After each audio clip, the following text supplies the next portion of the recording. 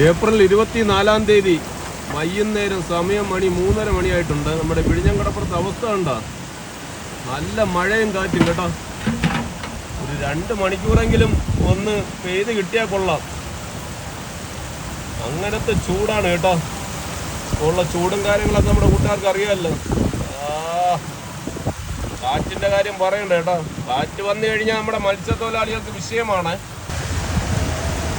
2-3 കുട്ടിച്ചൂര വെള്ളം വന്നിട്ടുണ്ട്. ഇപ്പോൾ പ്രധാനമായിട്ട് നമ്മുടെ വിഴിഞ്ഞം കടപ്പുറത്ത് കുട്ടിച്ചൂര തന്നെയാണ് കേട്ടോ. വേറെ മട്ടനും മീനും കുറവ് തന്നെയാണ്.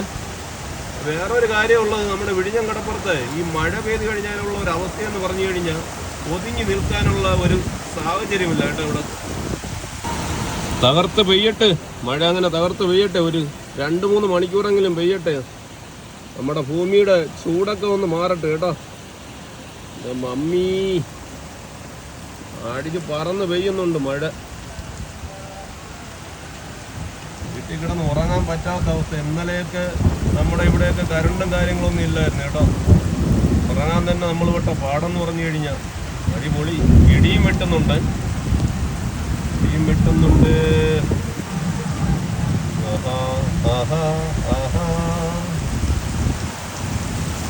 മഴை வருது துடை கொண்டு வா മാനേ ഉന്മാരാപ്പിലേ.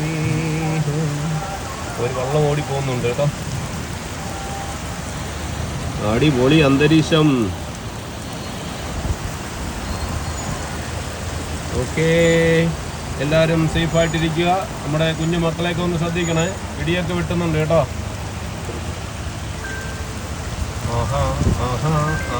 നമ്മുടെ വിഴിഞ്ഞ ഇന്റർനാഷണൽ സീപോർട്ടൊന്നും കാണുന്നില്ല. അതാ ട്രെയിനൊക്കെ മഞ്ഞ് മൂടി നിൽക്കുന്ന ഒരവസ്ഥ. Bye bye.